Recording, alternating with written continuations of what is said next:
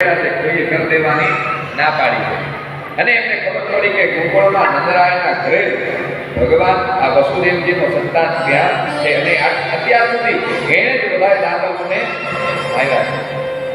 આમ એમણે પહેલા ઉદ્ધવજીને અક્રૂરજીને તૈયાર કર્યા.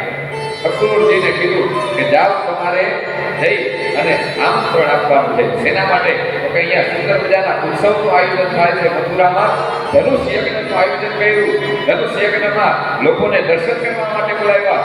મથુરામાં મોટા મોટા ઉત્સવો માટે થઈ અને જાઓ નંદ બાબાને આમંત્રણ આપી આવો અને ખાસ એમના બે દીકરાની સાથે એમને આમંત્રણ આપવાનું છે. એમના બંને દીકરાઓમાં એક તો વસુદેવજીનો દીકરો બલરામ છે અને એક નંદજીનો દીકરો એ કૃષ્ણ છે અને એ કૃષ્ણએ જ આપણા બધા દાનવોનો વધ કર્યો છે. એટલે અક્રૂરજી આમંત્રણ દેવા માટે જાય છે અને આ બાજુ નંદ બાબાને ઘેર આવે છે. નંદ બાબાને ઘેર આવતા જ એમણે વસુદેવ અને નંદજી અને યશોદાજીને પ્રણામ કર્યા. પ્રણામ કરી અને કીધું કે મહારાજ બનશે તમને ત્યાં સુંદર મથુરામાં આયોજન થયું છે એના માટે થઈને બોલાવ્યા છે અને તમને એકને નહીં આ વસ્તુ બલરામ અને કૃષ્ણને પણ બોલાવ્યા છે. નંદજીને ખબર પડી કે કંસ મહારાજ એમને બોલાવે નહીં. એટલે કૃષ્ણએ પણ કીધું કે અમે એમનામ આવશું નહીં, મારી સાથે મારા ગોવાળ મિત્રો પણ આવશે. એને પણ હું જો સાથે લેવા હોય તો જ અમે ત્યાં મથુરામાં આવશું. બધા ગોવાળ મિત્રોને તૈયાર કર્યા. ગોકુળને લઈ અને અક્રૂરજી ત્યાં મથુરા નગરીમાં જાય છે. આ બાજુ યશોદાજીને અંદરથી ગમતું નથી. કેમ કે એને અંદરથી એવો ભાવ થાય છે કે જો લાલો હવે એથી ગયો તો પાછો આવવાનો નથી. યશોદાનું મન એને મોકલવા માટે માનતું નથી. ગોપીઓને પણ ખબર પડી કે કાનો અહીંથી મથુરા જાય છે અને અહીંયા ધનુષ યજ્ઞનું આયોજન છે અને એવા સમાચાર મળ્યા છે કે આ કાનાને મારવા માટે થઈને જ આ યજ્ઞનું આયોજન કરવામાં આવ્યું છે. એટલે ગોપીઓ બહુ જ જવા માટે થઈ અને ના પાડે છે, બહુ જ વિનંતી કરે છે, પણ કાનો માનતો નથી. બધી જ રીતે સમજાવી અને એ પોતે નીકળી જાય છે. છેલ્લે એમણે જોયું કે રાધાજી એમને મળવા આવ્યા નથી. એટલે એમને કીધું કે રાધિકા ક્યાં છે? તો કે એ તો મધુબનમાં છે. તો કે એને મળતું નથી. એટલે એક ગોપીએ એને સંદેશ આપ્યો કે હું કાંઈ કૃષ્ણથી અલગ છું નહીં, મારે મળવાની જરૂર નથી. જ્યારે હું યાદ કરીશ એટલે હું કૃષ્ણને મારી સાથે જ હું સમજું છું કે કૃષ્ણ મારી સાથે જ છે. મારે એના માટે થઈ અને એમને મળવા જવાની જરૂર નથી.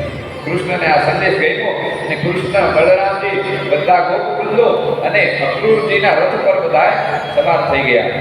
વસુદેવ નંદરાયજી પોતે પણ એ રથ ઉપર સવાર થઈ ગયા.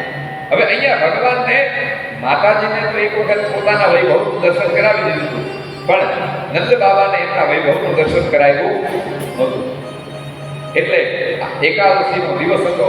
એકાદશીના દિવસનો એવો નિયમ, રસ્તામાં જે કંઈ પણ નદી આવે ત્યાં સ્નાન કરવું. સ્નાન કરી અને પછી મથુરા નગરીમાં જવું. સાંજનો સમય થઈ ગયો હતો. એમને ખબર હતી કે સૂર્યાસ્તની વેળા થઈ ગઈ છે. નંદ બાબા એ પોતે એ યમુનાજીમાં નાહવામાં ઉતરે છે.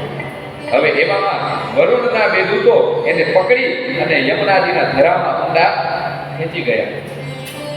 જો કે તો કે સૂર્યાસ્ત પછી કોઈ જળાશયમાં સ્નાન કરાય નહીં. સૂર્યાસ્ત પછી કોઈ પણ નદી, સરોવર, તળાવ એમાં સ્નાન કરાય નહીં. એમાં કહેવાય કે દૈત્યનો સ્નાન કરવાનો સમય એ છે.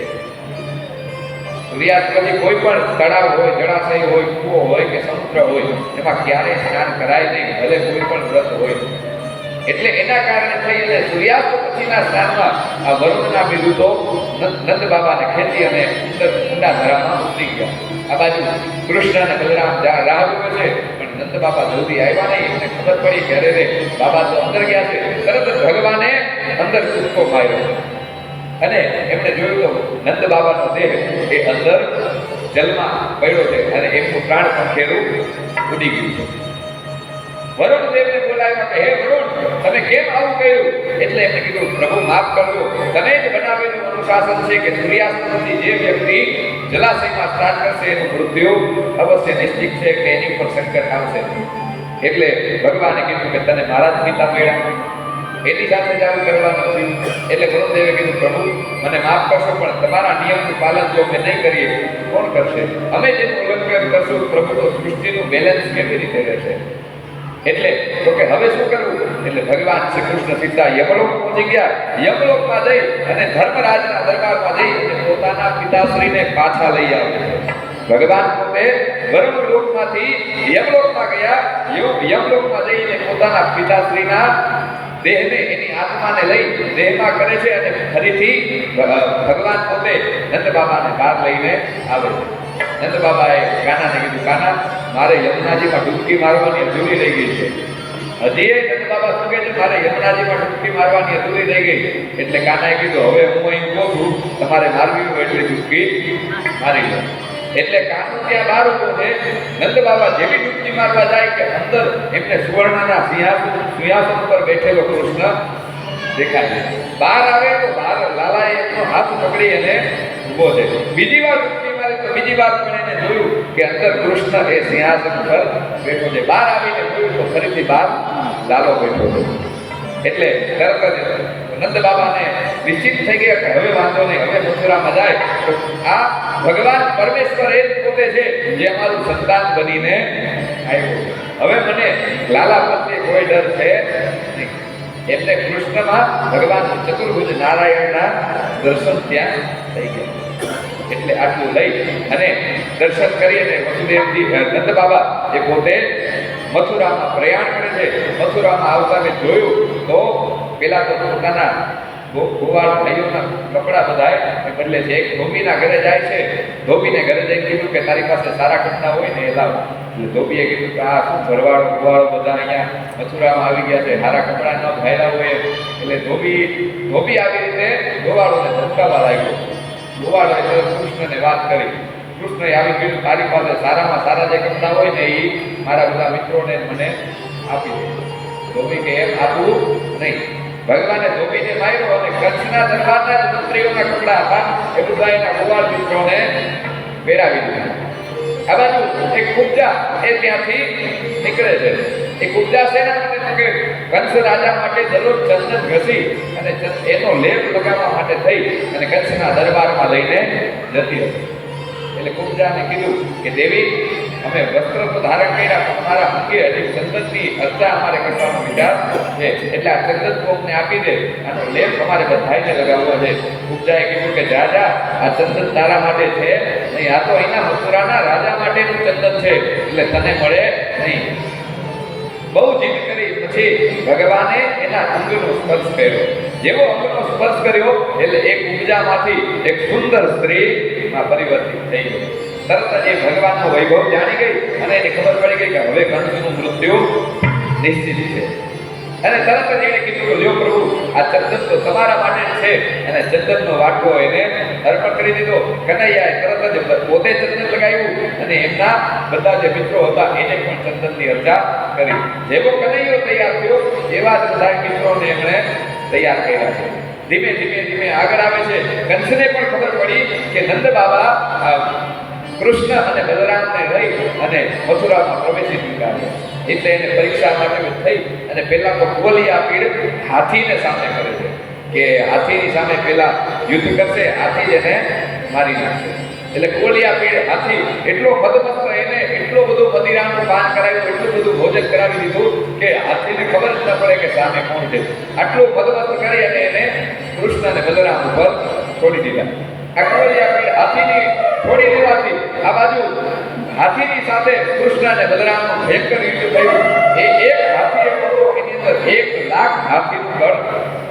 એવો આ કુવલિયા પીડ હાથી અને દૈત્ય વંશમાંથી એ પણ હતો. ભગવાને એક જ મુષ્ટિકાના પ્રહારથી એ કુવલિયા પીડનો વધ કરી નાખ્યો.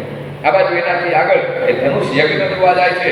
એ ધનુષ્ય બીજું કોઈ નહીં પણ ભગવાન શિવનું ધનુષ્ય એની પાસે પડ્યું અને એને દર્શન માટે થઈ અને કંસે મૂક્યું.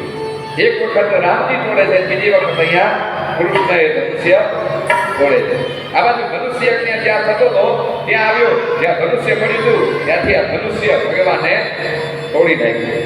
તરત સૈનિકો કૃષ્ણને બંદી બનાવવા બચાવવા જાય છે પણ સૈનિકોને બધાને માર્યા અને કીધું કે જાઓ તમારા મહારાજને તમે બોલાવો કે મારી સાથે યુદ્ધ કરવા માટે થઈને આવે. એમણે એવું જાહેરાત કરી હતી કે આ જે ધનુષ્ય તોડી નાખશે ને મૃત્યુદંડ આપી. આ ધનુષ્યનો ભંગ મેં કર્યો છે, બોલાવો એને કે મારી સાથે એ યુદ્ધ કરે. કંસને સમાચાર કર્યા અને સરસ એક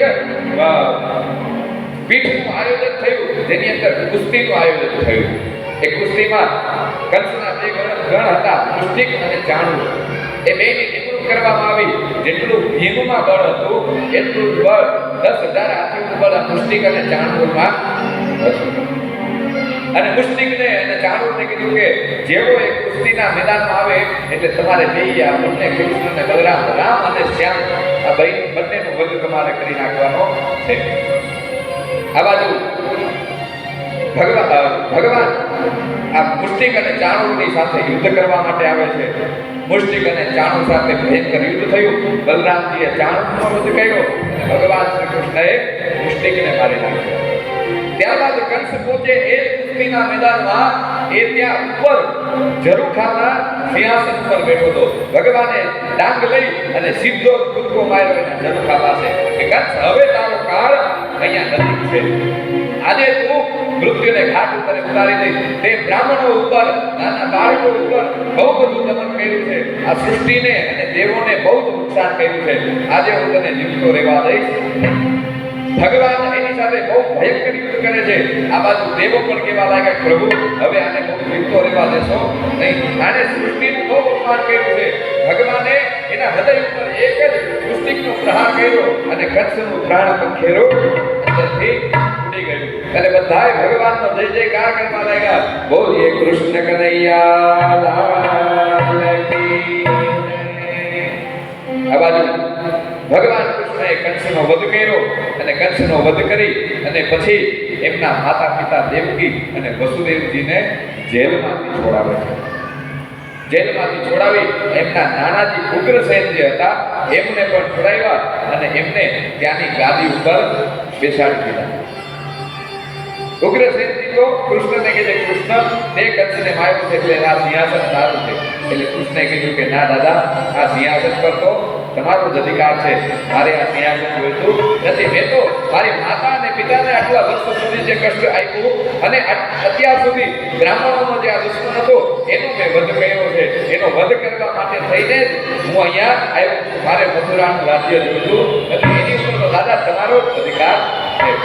હું ત્યારે ઉગ્રસેનજીએ કીધું કે કાના, હવે હું તને વિનંતી કરું છું કે આ મથુરાની આ કંસથી તે રક્ષા કરી છે, હવે તું અહીંયા જ રોકાઈ જા. વસુદેવ અને દેવકીજીએ પણ કીધું કે કાના હવે તું અહીં રોકાઈ જા.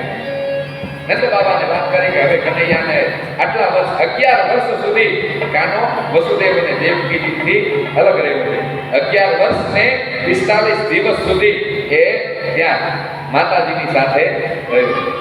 પણ એ પૂર્ણ થતા અહીંયા હવે રહેવાનો સમય આવ્યો. વસુદેવ અને દેવકીજીની સાથે એ નિવાસ કરવા લાગ્યો. આ બાજુ નંદ બાબાને કીધું કે હવે તમે ઘર જાઓ, કાનાને હવે અહીંયા તમારી પાસે રાખવાનો છે. નંદ બાબાથી એનો વિરહ સહન થતો નથી. પણ છતાંય એમને ખબર હતી કે આ પુત્ર તો એમનો છે. એમને બધા સમાચાર મળ્યા કે રાત્રે આવો બનાવ બન્યો હતો ને 8મના દિવસે એ વસુદેવ પોતે ત્યાં મૂકીને ગયા હતા. એટલે પછી પોતાનો પુત્ર હતો નહીં એટલે બહુ વધારે કાંઈ વિનંતી કરી શક્યા. કૃષ્ણ અને બલરામ બંને મથુરામાં ત્યાં રહેવા લાગ્યા. મથુરાનું રાજ્ય સુંદર રીતે વસાવવામાં આવ્યું. તેની પુષ્પની વાટિકાની બધી જ શોભા અંદરથી વધવા લાગી. આ બાજુ હવે વસુદેવ અને દેવકીજી કહે છે કે 12 વર્ષનો લાલો થશે, હવે એને અભ્યાસ માટે ગુરુકુળમાં આપણે મોકલવાનો છે. ત્યારે ભગવાન કૃષ્ણ અને વસુદેવને ઉજ્જૈનમાં શાંતિપની ઋષિના આશ્રમે એમને અભ્યાસ માટે થઈ અને મોકલે છે. વસુદેવ અને દેવકીજીએ કૃષ્ણને શાંતિપની ઋષિના આશ્રમે મોકલ્યા. શાંતિપની ઋષિની પાસે ભગવાન 64 કલાઓમાં અને બધી જ વિદ્યાઓમાં પારંગત બન્યા. ભગવાન પોતે બધી જ વિદ્યાઓમાં પારંગત બન્યા. વિદ્યા અભ્યાસનો સમય પૂર્ણ થયો એટલે ગુરુદેવને દક્ષિણા દેવાનો સમય આવ્યો. કીધું કે ગુરુદેવ માગો હું તમને શું દક્ષિણા આપું? એટલે શાંતિપની ઋષિએ કીધું કે કાના, તું તો ભગવાન છો, હું તો મને ખબર છે કે તું નારાયણનો અંશ છો. તારા દર્શન અને તને ભણાવવાનું જો ભાગ્ય પ્રાપ્ત થયું એનાથી વધારે મારે કાંઈ જોઈતું નથી. બસ અંતકાળે જ્યારે હું તને યાદ કરું ને ત્યારે તું મને દર્શન દેવા આવજે. આટલી જ પ્રાર્થના હું તને કરું છું. ભગવાને ગુરુજીને પ્રણામ કર્યા, પણ ગુરુ માતા શાંતિપતિના પત્ની એણે કીધું કે ના, મારે જોઈ છે લાલા, ભલે ઋષિને કાંઈ ના જોઈ પણ મારે જોઈ છે. મારી વાત સાંભળી એટલે કાનાએ કીધું કે હા માતા, માંગો, તમે જે કહેશો એ પણ હું તમને આપી દઉં. તમારો પણ ઋણી છું. આટલા દિવસો ગુરુકુળમાં રહ્યો તો માતા તમે મને પુત્રની જેમ ભોજન કરાવતા હતા. પુત્રવત મારું પાલન આદન તમે કર્યું છે, એટલે તમે માગો એ હું તમને આપી. એટલે માતાએ કીધું કે કાના, અમારો પુત્ર એ સૌરાષ્ટ્રમાં દરિયા કિનારે સ્નાન કરવા ગયો હતો બધા મિત્રો સાથે. એમાં એનું દરિયામાં એક દાનવ હરણ કરીને લઈ ગયો છે. એ પુત્ર મારે પાછો જોઈએ છે. કેટલાય દિવસ એની ભાળ પડતી નથી. એટલે ભગવાન પોતે સૌરાષ્ટ્રના દરિયા